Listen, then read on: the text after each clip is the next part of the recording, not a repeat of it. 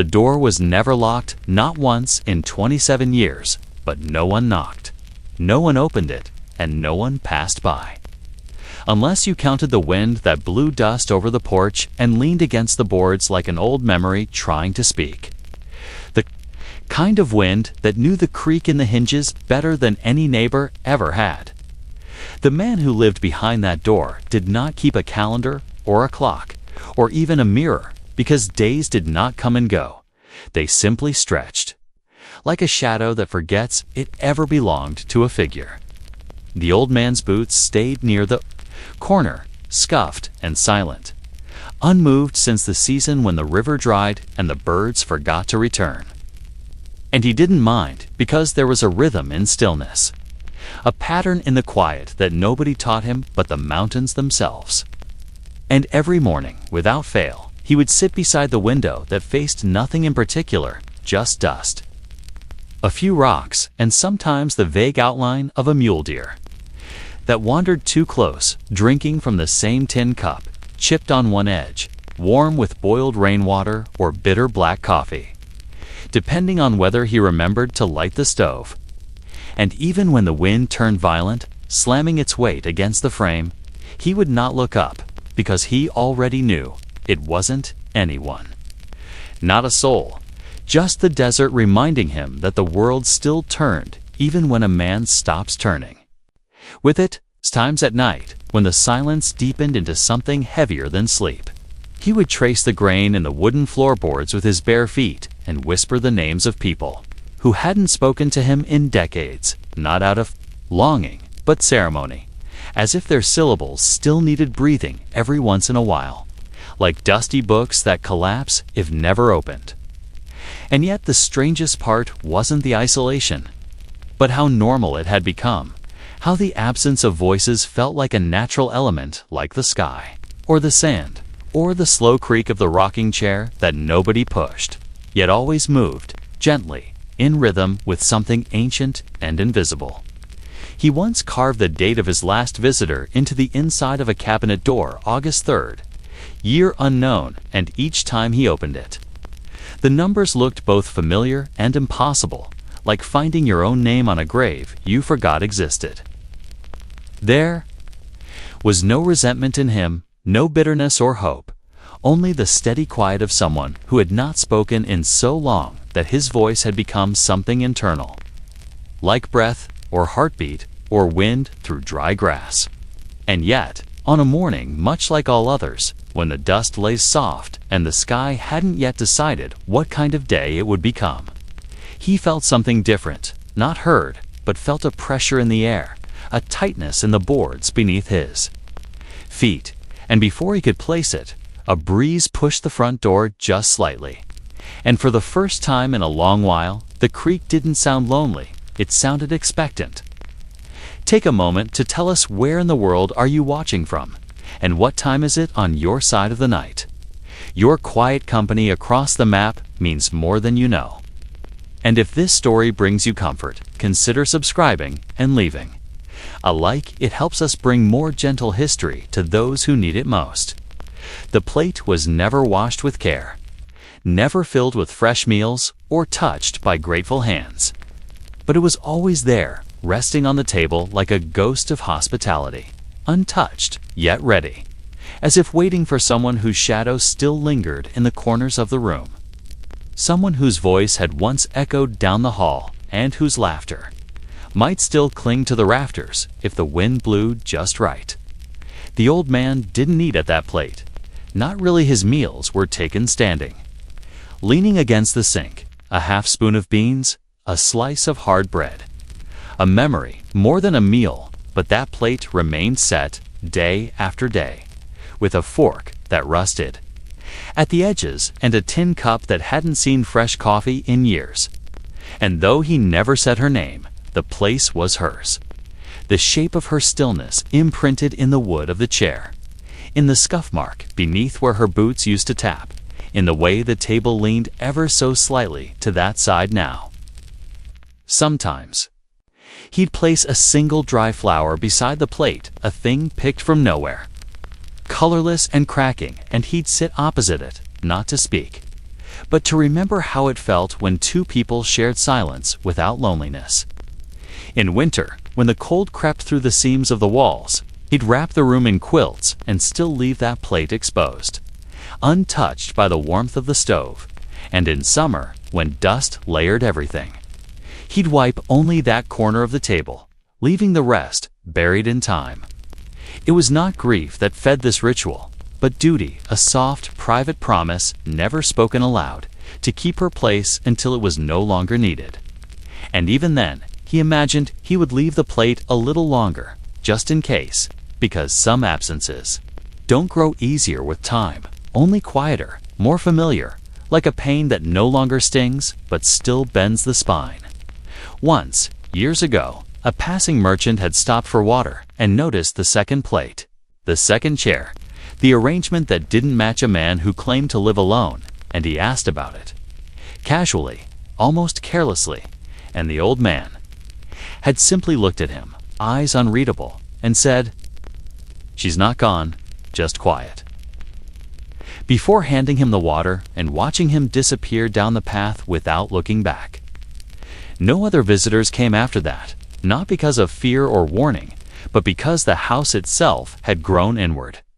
Like a book closed around its last chapter, reluctant to be opened again, and so the plate remained. Slightly off-center, slightly tilted, catching the morning light that filtered through the cracked glass in strange shapes that sometimes looked like hands, or faces, or petals on a breeze.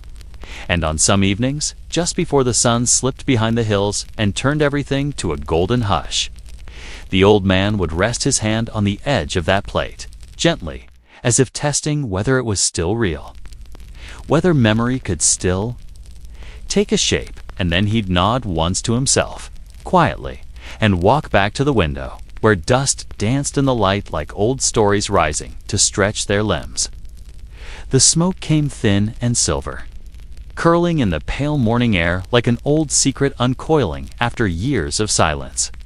And the old man stood at his door with one hand resting on the frame, eyes narrowed against the breeze, watching that wisp rise, just beyond the ridge where no fire had ever been before, not in his time, and not in the time of those before him.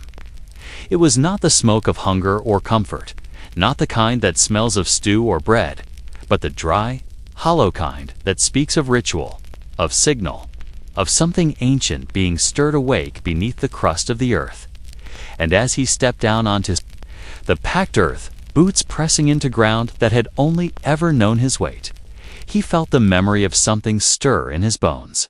Something that told him this smoke was not meant to warm or feed, it was meant to summon, to declare, to be seen. The trail up the hill had long since vanished, swallowed by years of neglect, but his boots remembered where to go, and as he moved, he noticed there were no ashes where there should have been. No embers, no fire pit, only the smoke, rising steadily from the cold stone as if burning nothing at all. He crouched beside it, reaching out, expecting heat but finding only air. The smoke slipping through his fingers like mist, and for a moment, he questioned if it was real, if it wasn't just some trick of light and solitude, but then he saw it, a small ring of stones, arranged with precision, too recent to be natural, too deliberate to be coincidence, and beside it, a single feather, wedged between two rocks, upright, still, untouched by wind. He didn't touch it, didn't move anything, just watched. And the longer he stayed, the more he noticed the quiet hum beneath the soil, the way the birds avoided the air above this place, the way the trees seemed to lean away ever so slightly, as if the smoke carried not just scent, but memory. And he remembered stories, ones he had forgotten he knew, about smoke that called the lost, smoke that whispered in place of voices, smoke that marked the edge between silence and return. By the time he stood, the sun had risen fully, and the smoke had vanished as though it had never been, but the stones remained, and the feather, and the sense that something had begun.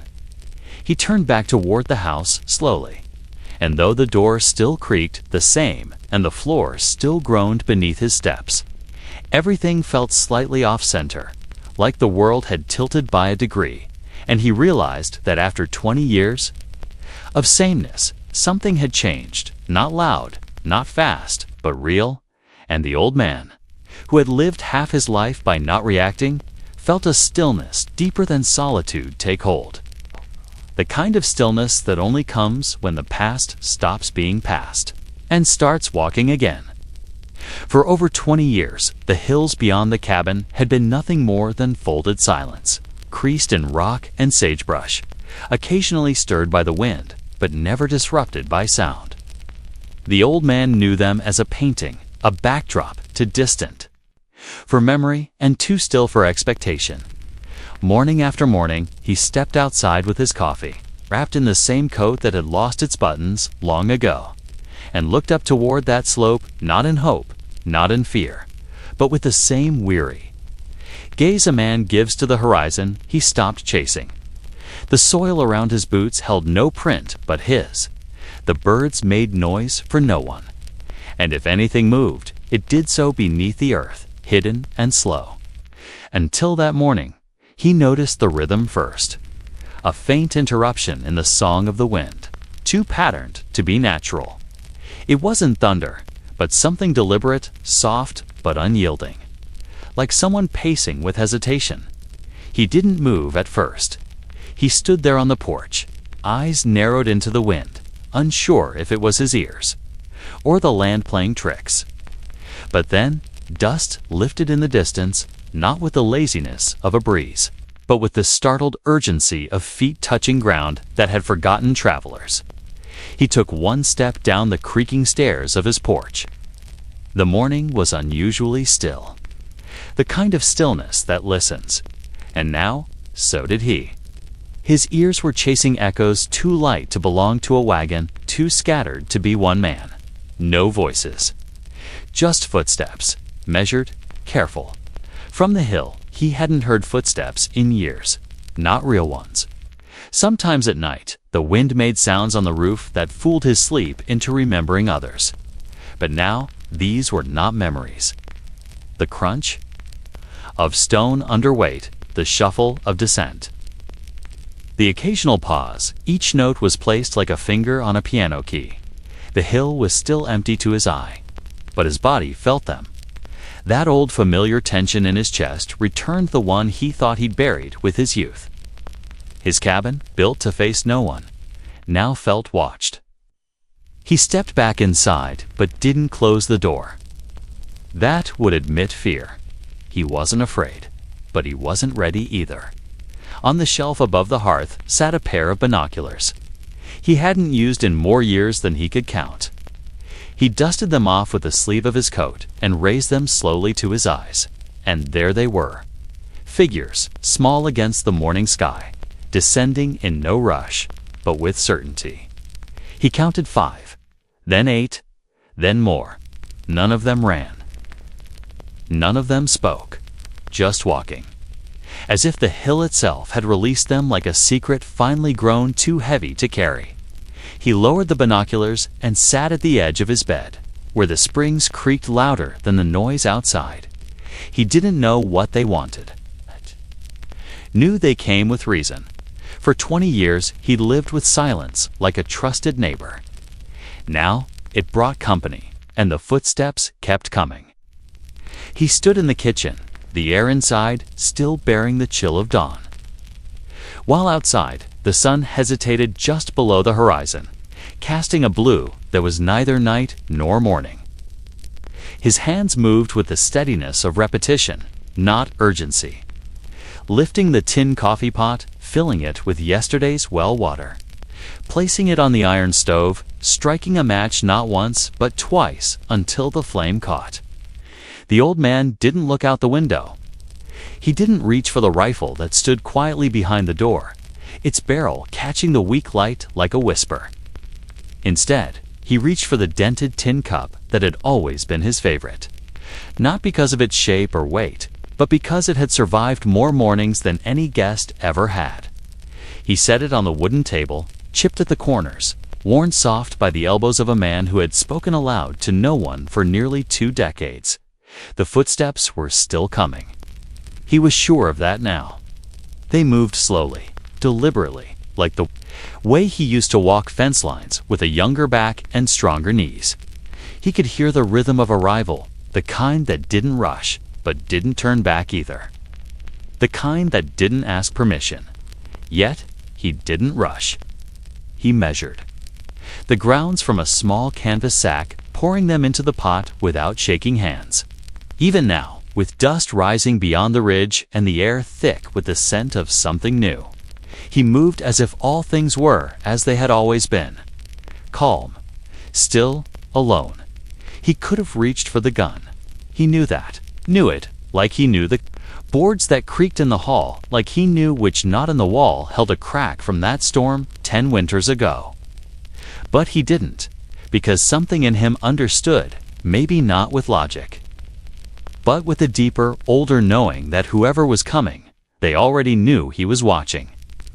They already knew his door was closed, but not locked. They already knew. There was nothing here to steal that wasn't already borrowed from time. The smell of the coffee began to rise. That rich, quiet steam that filled the room like memory. He let it brew just a moment longer, savoring the way the minutes stretched, as if refusing to join the rhythm of approaching boots. His fingers gripped the cup, warm now, and he held it like an old friend. The weight of it steadied him in a way the rifle never could.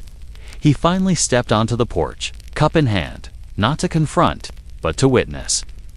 The prints in the dirt were fresher now, overlapping at odd angles, but moving in a single direction, toward him. The dust had settled in places, kicked up in others, drawing a path that curved not with haste, but with intent, in the distance. He saw the first silhouette break from the line of trees, then another, then another. Riders, yes, but slow, upright, not charging, not circling, simply arriving. He took a sip. The coffee was bitter, just as he liked it. He didn't lower his gaze, didn't wave, didn't call out. He simply stood there, one man, one cup, one house weathered by time, and watched as 30. Horses moved as one, their riders silent but present. The world was changing again, perhaps. Or maybe it was just remembering something it had forgotten. Either way, the man with the rifle still by the door and the coffee warm in his hand chose not to speak. Not to raise his guard, but to listen not to what was said, but to what arrived. In the quiet between HOOFBE, ATS, and for the first time in 20 years, the air felt full. They came like shadows made of dust and resolve. 30, then 40 shapes on horseback, stretched wide across the dry ridge as if carved from the same silence that held this land captive for decades. The old man didn't count at first. He just felt the air bend under their arrival, not from noise, but from the sheer weight of their presence. A stillness that expanded outward like a ripple over calm water. No one spoke. Not the man on the porch, not the men on the trail, not the wind that carried their scent of leather, sweat, and long distance. They approached with a stillness that was louder than thunder, more deliberate than a rifle being cocked. Each man, though different in height or build or the lean of his shoulders, shared the same language, the absence of it. Their boots dismounted without command. Their horses did not neigh or snort. Even the ground seemed to absorb the impact. Of 40 riders dismounting at once without so much as a grunt. It was a silence not born of fear nor reverence, but of mutual knowing, the kind that grows in jails, on front lines, in places where words have long since failed to hold weight. The old man didn't ask why they were here. He didn't need to. In their silence, there was a story already told of escape, of exile, of decisions that no longer needed explanation. They did not arrive to negotiate, to beg, or to declare. They came to be, to gather, to stand on ground not yet claimed by lawmen or memory. He noticed the way they stood in a loose formation. Not in rows, like soldiers, but in patterns like men who had long since stopped following orders but still remembered how to survive side by side. No one looked directly at him, yet they all faced him. No one raised a hand, yet nothing about them said threat, and still the silence held. It wrapped around them like a cloak, tightened only by the crackle of settling saddles, the soft thump of leather gloves placed on the fence, the dry shifting of boots in dirt. One man stepped forward, not taller, not younger, not marked in any special way, but his steps slowed as he neared the porch, as if waiting for something unspoken to grant permission. The old man didn't flinch. He simply took another sip of the now-cooled coffee, let the moment stretch like a taut rope between poles. The man stopped a few paces away. He removed his hat, not with ceremony, but with purpose, like someone laying down a stone at a grave. Behind him, the others did the same. 40 hats held in 40 hands. Still no words. And then the man did something unexpected. He knelt, not in worship, not in surrender, but as if to rest a weight that words could never lift. The old man looked down at him not with suspicion, not with dominance, but with a fatigue that understood exactly what it meant to carry silence like armor. Still, no one spoke. The sky remained wide and hollow above them, the earth dry and splintered beneath. And in that dry place between past and future, 40 men knelt in dust, not to plead, but to remember how to stay still. There was no declaration, no name given, no offer made. Only the sound of 40 chests rising and falling as one. The understanding that sometimes the loudest truths are never said aloud. And in that moment, the silence was no longer empty, it was shared. The sun had barely broken past the horizon when the old man stepped out again. The porch groaning beneath his boots, breath steaming faintly in the crisp morning air. And there, as if it had always been part of the wood grain, hung something that did not belong, a narrow strip of fabric, frayed at one end, knotted twice around the top rail of the fence, swaying gently with the breeze like a forgotten flag from a silent country, and on it, in faded black ink that had bled into the threads, over time and sweat, were 5 numbers, stenciled roughly, unevenly, but unmistakably deliberate. 74,291. Numbers that carried a weight far greater than ink or cloth could hold. Numbers that had once been spoken by guards stitched into uniforms, called out during roll calls in places where identity was reduced to digits, and freedom became something. Counted backwards from 0, the old man didn't reach for it, didn't take it down. He just stood there, still as the fence post beside it, letting the numbers sink into the quiet like seeds into dry soil. He knew those numbers didn't just identify, they accused, they remembered, they survived. And whoever had left them knew exactly what they meant when placed in plain view, not hidden in shame, but offered in trust, a nameless confession hanging in the open. And suddenly, the old man's fence was no longer just wood and nails. It was a ledger, a page in a story told without lips, a mark in a book that no one wrote, but everyone read.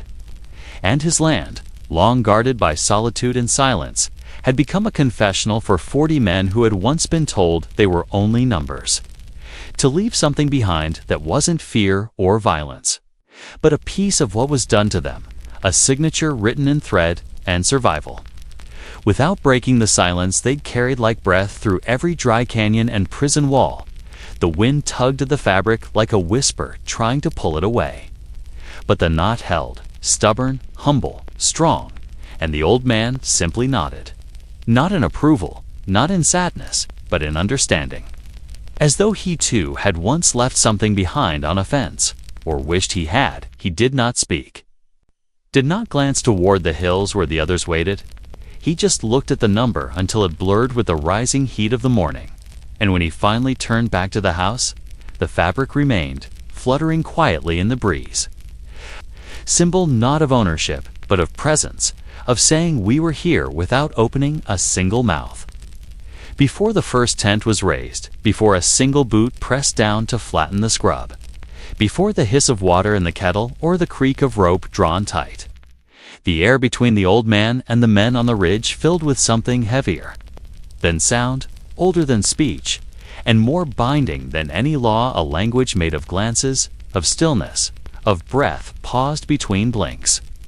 And in that moment, the world seemed to narrow into the space between two sets of eyes. His, weathered like riverstone and lined with years no one had counted. And theirs, tired but sharp like wolves watching from behind trees they didn't plant 40 sets of eyes. Some dark with guilt, some hollowed by loss, some lit with something that might have once been hope but had burned down to embers, and all of them, all 40, locked on to one man who hadn't spoken a word to anyone in over a decade, yet somehow understood everything being said. There were no weapons drawn, no hands lifted in greeting, no signs made or signals flashed. Only eyes that held questions, and eyes that answered eyes that said, "We've come far, and we've been followed by ghosts." Eyes that asked, "Can we rest, and will you let us, and do you remember how to be with people?" The old man stood as he had always stood. Arms at his sides, not moving forward and not retreating. A gate without hinges, a wall with a door no one could see until they looked long enough, and then, slowly, like a tide turning on instinct rather than command, one man stepped forward. Not to lead, but to be seen, his gaze steady and unashamed, and behind him the others followed in silence. And in space, not too close to crowd, but not so far to seem unsure. And their movements told the story that their mouths wouldn't, that this camp, if it would be built not on land, but on permission, not with tools, but with trust, and not out of conquest, but of need. And though no sound broke the air, something had passed between them, a decision, a shift, a quiet pact. They would settle here if the ground allowed, if the man didn't say no with his stillness, and they would wait as long as it took, until the earth or the old man gave a sign. And he did not nod, did not speak, but his eyes, those tired, relentless eyes, finally softened, not like rain, but like shade slowly stretching across hot stone. And the moment passed, and the ground beneath them seemed to release its breath. As if it too had been waiting for this moment, the wind resumed its pace. The clouds broke apart in a sky that had forgotten how to look down. And the first stake was driven not by a hand, but by an understanding, and the camp that would rise. Before dusk had already been built in that one wordless glance, where 40 pasts met one future, and no one blinked. The fire was not built with haste, nor was it the kind that reached high or roared into the dark. It was slow, low and steady, the kind that crackled just enough to be known without announcing itself. And when it was lit, no one rushed to sit. No one claimed a place, and no one asked if it was allowed, because the answer was already in the air, in the dry creak of old wood catching flame, in the scent of burned pine, and in the way the old man, who hadn't had a reason to make a circle in decades, stepped to one side and stayed. The logs were not arranged in a pattern, and the rocks that marked the border of the flames were old river stones, familiar with heat, but untouched by names. And so they came, the 40, not in a line, not in rank, but in a quiet drift, like leaves recognizing a wind worth following. And they settled near the warmth with the care of men who'd slept in places where fire invited bullets. Not comfort, there was no laughter, no stories shared, but a kind of silence that felt full, not empty, as if each man had taken a piece of noise and left it just beyond the reach of the light. Someone pulled their coat tighter. Another passed a tin cup without looking to see if it was wanted. And the old man sat on an overturned bucket, hands near the heat, but not too near, as if unsure whether to warm his fingers or just watch the flame dance. His boots hadn't moved that far from the porch in years, but now they pressed into earth, marked by other boots. And the prints didn't threaten him, they grounded him. The men didn't ask questions. And the old man, didn't offer answers. But between them lived a kind of agreement, older than rules, that tonight it wouldn't be hunted and he wouldn't be alone. And though none of them said it, the fire remembered the last time it had been shared, the way it cast shadows that moved slow enough to be trusted, and how the smoke rose without urgency. As if even it had no reason to flee, some men stared into the coals, some into nothing at all. But each in his own way found the heat wasn't just in the air, but in the knowledge that for once no one was being judged for staying the night carried on. Coyotes howled far off, and the moon passed overhead like a quiet patrolman. Someone snored softly, someone shifted in the dirt, but still no one spoke, and in the hush it became clear. This wasn't just the first night by the fire. It was the first night that the past hadn't won. Not completely. Not this time. And when the old man added another piece of wood, no one cheered, but the flame responded. And so did they, just by staying seated. Just by not leaving, and in that stillness, something took root that could not be named. Something that didn't need a reason to grow. The fire warmed more than hands. And more than feet, it warmed the space between them and the ghosts that hadn't yet found places to rest, and though the wind never stopped blowing. For the first time in many years, it wasn't the only thing moving through the trees. Because now, the silence was shared, and the fire was not alone. The sun did not rise loudly. And neither did they. The air carried the same hush that had wrapped the night, unbroken by alarm, rooster, or word. And when the old man opened his eyes, it was not to the noise of boots or shouts, but to the gentle weight of presence. As if silence itself had become something physical, shared and real. The fire had burned down to ash, warm and still breathing beneath its skin of gray. And the smoke that once curled toward stars now drifted soft and low, as if bowing before. The morning the old man sat up without a groan, without the stiff protests that usually met him at dawn. And he looked first at the space where the 40 had gathered, expecting the emptiness he had known for 20 years. The emptiness that returned every time someone left, but it hadn't left, and neither had they, the men, once fugitives, once nameless. Now moved with the careful grace of those who had slept near strangers, and woken not afraid, but certain. Certain that they had not broken the silence, but entered into it. Their movements were soft, unspoken, and full of understanding. Like old wolves who knew that survival required more than teeth, it required timing, restraint, and the discipline of stillness. Some stirred the coals, not to cook, but to remember some folded blankets not their own, and the old man, who had forgotten the shape of routine outside of solitude, watched as small rituals unfolded. One man filled a tin cup and set it near a log. Another brushed off a stone as if inviting someone to sit. They did not speak his name, and he did not ask theirs, yet there was recognition not of past crimes or towns left behind, but of the present, the rare and precious present, where no one had to run. Even the birds seemed to wait longer than usual to sing, as if they too respected the gravity of the hour. And when a breeze passed through the trees, it lifted the corner of an old canvas, and with it, a moment, a memory of when this land held only one set of footsteps. Now there were many, but none of them heavy. They did not press into the soil like invaders, but rest upon it like a breath. The old man rose, not because he was needed, not because they asked, but because he wanted to. And as he stepped out, the ground didn't feel strange beneath him, nor did the eyes that met his feel threatening. They were simply waiting, and not for orders, not for leadership, just for acknowledgement, the kind that says, "We see you. You're still here, so are we." One of them handed him a small knife, not sharp enough to harm, but just enough to remind, and he took it not as a gift or a warning, but as proof that this moment had happened, that these men, shaped by fences, cells, and manhunts, had found a place where they didn't need to speak to be heard. They ate together in fragments. In gestures no one said grace, but every bite felt sacred, and when the first man picked up his things to go. It wasn't the end, it was the beginning of something quieter, a kind of vow sealed by ash and shared silence, one by one.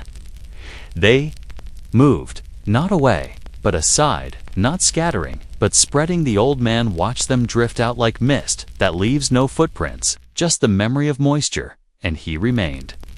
Not because he was left behind, but because he had a place again. A porch that now faced more than emptiness, a fence that had once kept people out. Now simply stood, and when the last man paused at the edge of the field and gave the smallest nod, the old man didn't return it. He didn't need to. The silence between them was full enough, and as he turned back to his door, to his chair, to the land that knew both sorrow and peace, he understood something he hadn't dared to hope for in years. That silence, when shared, becomes more than the absence of sound. It becomes a language, a shelter, a home, and that morning it spoke louder than any voice ever could.